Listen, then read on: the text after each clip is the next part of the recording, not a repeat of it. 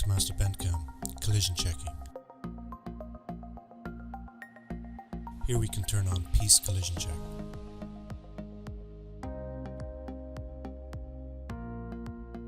Now we run our simulation.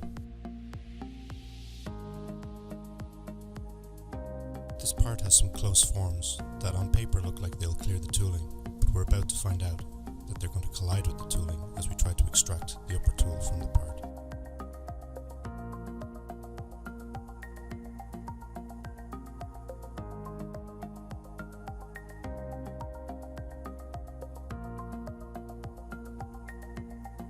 We have a collision. We can rotate the view to see where the collision is occurring. On the right, we can see the step in the tree where the collision has occurred, and we can modify the parameters. Here we can change the upper position where the tool will do the contraction. Let's take it down to 2 millimeters. We can rerun the simulation from this position and see that the tool clears with no more collision.